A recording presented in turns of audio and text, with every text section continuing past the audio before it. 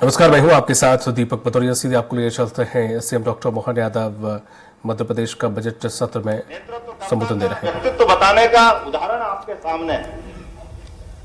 मैं इस बात को इसलिए उल्लेख खास करना चाहता हूं कि माननीय प्रधानमंत्री जी के माध्यम से कितने प्रकार के क्षेत्रों में काम किए जा रहे हैं। आप ही के पार्टी के पुराने हमारे एक माननीय प्रधानमंत्री राजीव गांधी जी, जिन्होंने सार्वजनिक रूप से कहा था कि मैं 1 रुपया भेजता हूं और 15 पैसे ये झाबुआ में ही कहा था माननीय सोहन जी। और झाबुआ से हमने उस बात को ध्यान दिया है कि आज डीबीटी के माध्यम से पूरा आने पै सुद्धा जो हितग्राही है उन तक वो पैसा पहुंचता है। 100% जो पैसा पहुंचता है, ये इस बात का जवाब है। आज 10 साल के माननीय मोदी जी के रिकॉर्ड कार्यकाल के अंदर कोई भी घोटाला, कोई भी भ्रष्टाचार, कोई घटनाक्रम, उसके उल्टे हमने सबने देखा। माननीय मनमोहन सिंह जी जो प्रधानमंत्री थे, कितने मंत्रियों को इस्तीफा देना पड़ा, उनको क्यों जाना पड़ा? क्योंकि ये दोनों कार्यकाल की तुलना का समय है। 10 साल उनका, 10 साल इनका। आज अपन जब बात कर रहे हैं, इसलिए हमको माननीय मोदी जी का गुणगान तो करना ही पड़ेगा। और मोदी जी का गुणगान करने के लिए हमको मालूम है, 1 नहीं 2 नहीं, लगातार कितने प्रकार के कोई ऐसे निर्णय ले सकता था क्या? आज बताइए, धारा 370 जम्मू कश्मीर के अंदर हटना यह असंभव था। और आपने, हमारे कई सारे बड़े बड़े नेताओं ने कहा था कि जम्मू कश्मीर से धारा 370 हटते ही पूरे देश में बवाल आ जाए, दंगे हो जाएंगे। क्या क्या नहीं बोला गया था, खून की नदियां बहेगी। क्या हो गया? एक मच्छर नहीं मरा। आज कश्मीर के अंदर तीर्थाटन पर्यटन किस प्रकार से बाढ़ आई है, आप अंदाज तो लगा लो। आपके ही सरकार के द्वारा मैं अनुरोध करना चाहूंगा, अभी आप कह रहे हैं कि मुख्यमंत्री प्रधानमंत्री के इसमें कोई भ्रष्टाचार नहीं हो रहा। अगर नहीं हो रहा तो फिर सीएजी क्यों ऑब्जेक्शन ले रहा? सीएजी इतने विभागों के अंदर क्यों घोटाले बता रहा? फिर ये तो आपकी रिपोर्ट है। कहाँ जोड़ रहे हो नेता प्रतिपक्ष जी? अभी जरा पहले बोला ना, कहां से कहां जोड़ा? यही मध्य प्रदेश को जोड़ रहा हूँ। अरे नहीं जोड़ रहा है, अभी बताता हूँ आपको। इसमें मुख्यमंत्री जी राष्ट्रीय आप बताइए, सुप्रीम कोर्ट ने निर्णय लिया था, सुप्रीम कोर्ट ने निर्णय लिया कि 3 तलाक दूंगा कि भ्रष्टाचार चल रहा है कि नहीं, टेंडर फिक्सिंग चल रही है कि नहीं। भाई जी, 3 तलाक, माननीय अध्यक्ष जी, 3 तलाक गलत है। मुस्लिम बहनों के लिए जीवन में ये काला पक्ष है। सुप्रीम कोर्ट ने निर्णय किया, लेकिन उस सुप्रीम कोर्ट के निर्णय को लागू कराने में तत्कालीन कांग्रेस की सरकार सक्षम नहीं थी।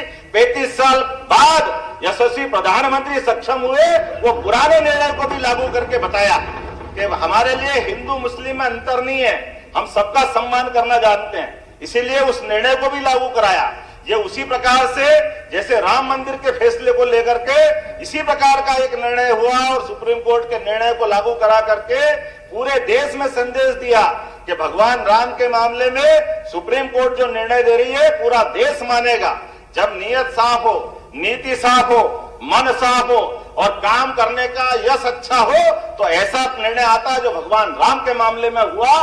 परमात्मा की दया से ना हिंदू ना मुस्लिम सबने स्वागत किया। पूरे देश में कहीं कोई दंगा नहीं हुआ। सारे धर्म के लोग एक साथ मिलकर के भगवान राम की जय जयकार में शामिल हुए। ये केवल एकमात्र ही कारण 56 इंच के सीने वाले का, जिसके कारण से ये मौका हमारे सबके सामने आया। मुझे इस बात की प्रसन्नता है, नई शिक्षा नीति 1835 में लॉर्ड मेकाले द्वारा लागू की गई नई शिक्षा नीति, उस नई शिक्षा नीति के मामले में भी कांग्रेस ने, देश तो आजाद हुआ, सरकार चलाना चालू कर दी, लेकिन हमारे सांस्कृतिक धारा से विमुख ही रहे। जो लॉर्ड मेकाले ने जो शिक्षा नीति लागू की थी, उसको हटाने का यश अगर किसी को मिलता है तो केवल यशस्वी प्रधानमंत्री नरेंद्र मोदी जी को मिलता है। माननीय अध्यक्ष महोदय, मैं बताने के लिए तो काफी सारी बातें बता सकता हूं, लेकिन अभी अभी इस संसद में भी जो फैसले हुए कि पहले में दंड संहिता हुआ करती थी कानून के मामले में, अब न्याय संहिता है। वो आंखों पे पट्टी बांध करके प्रतिमा बना करके न्याय की मूर्ति बताते थे, वो आंखों की पट्टी खोलने का काम भी किसी ने किया है तो हमारे यशस्वी प्रधानमंत्री की सरकार ने किया है, जिनने कहा है कि न्याय खुले आंखों से होना चाहिए, बंद आंखों से कभी न्याय हो नहीं सकता। ऐसे कई प्रतिमान बदलने का काम अगर नरेंद्र मोदी जी की सरकार ने किया है तो क्यों हम उनका गुणगान नहीं करेंगे? करेंगे, 10 बार करेंगे, 100 बार करेंगे। आपकी इच्छा होगी तो करेंगे, आपकी इच्छा नहीं होगी तो भी करेंगे।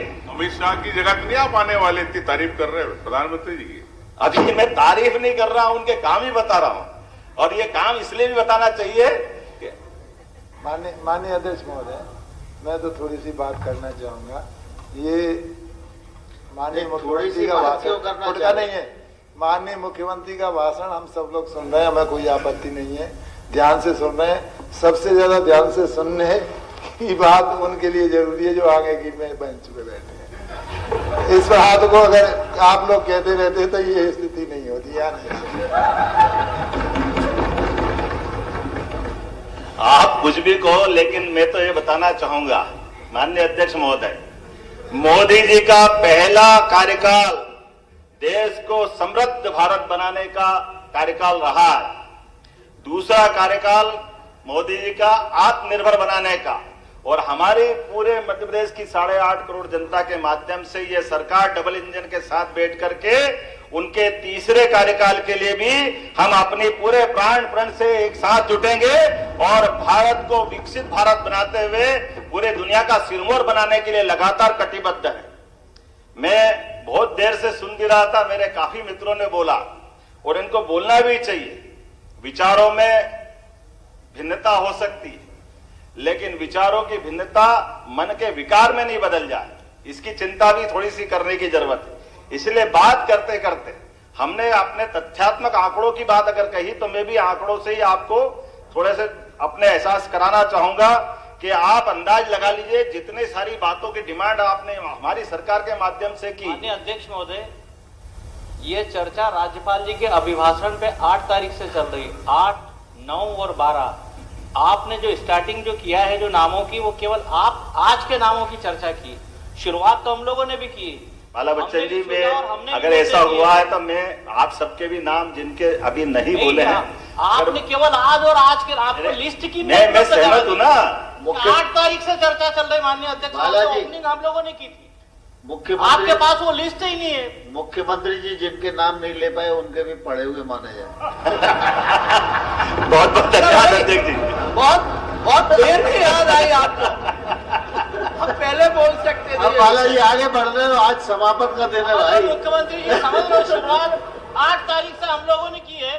जब आपके पास वो मुद्दे नहीं हो, सुझाव हम लोगों ने रखे, सुझाए, आपको आधी अधूरी जानकारी दी गई है, आपने वहीं से शुरुआत कर दी है।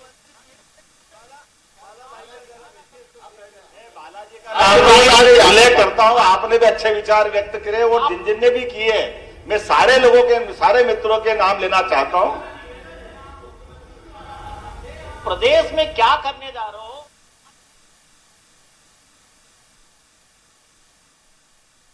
अभी आप हमको बोलने तो दो।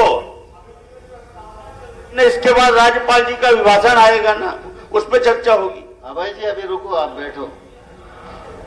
मुद्दा यह है कि हमारे अपने राज्य की बात करेंगे तो मैं तो ये आपके हित की बात कर रहा था कि मोदी जी की तारीफ करके कांग्रेस की बुराई कम करूं। अब नहीं मानते तो सुनना चालू करो। अब आपको तो शुरू करता हूं। अभी हमारे सामने आंकड़े हैं कि पिछले 10 साल के माननीय दिग्विजय सिंह कांग्रेस शासनकाल के शासन में एक राज्य की पहचान क्या थी? क्या बिजली थी, क्या पानी था, क्या सड़क थी, कहां कहां गड्ढे थे, कहां कहां घोटाले थे। अभी भी बिजली नहीं है, झगड़े अभी थे। भी बिजली नहीं है। आप 18 साल में लगा लो, मैं कहां ले जाके खड़ा करूंगा? आपको अच्छा भी सुनने में नहीं आ रहा तो मैं आपकी बात सुनाता हूं। मैं तो चाह रहा था बालाजी कि आपने इस पूरे सदन के अंदर, ये अच्छी बात है कि कोई ऐसा विषय आए जिन विषयों के आधार पर हम अपनी बात भी रखें, और आपने कोई कमी बताई मैं उसको भी लाना चाहता हूं। मुझे कोई इसमें आप कोई गुरेज नहीं कि कोई कमी अगर हमारी रही होगी तो मैं निश्चित रूप में उसमें संशोधन करना चाहूंगा अध्यक्ष जी, क्योंकि ये हम और आप मिलकर के, बस मेरे को इतना ही कहना है। आप 2 महीने में मेरी इतनी परीक्षा लेने को तैयार हो, 15 महीने की आपका क्या हाल हुआ जितने में आपने आश्वासन दिए, जो घोषणा करके सरकार बनाई, आप 15 महीने में नहीं कर पाए और आप 2 महीने वाली सरकार से सारी अपेक्षा माननीय करो। अध्यक्ष महोदय, आप कह रहे हैं कि संशोधन करना चाहें तो 15-15 करोड़ रुपए जो 15 वाट हो रही है,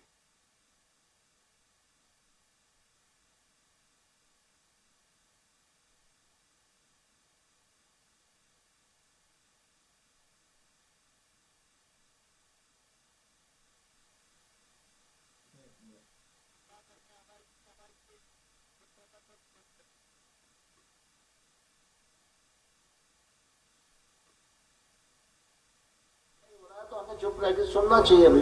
माननीय अध्यक्ष जी, एक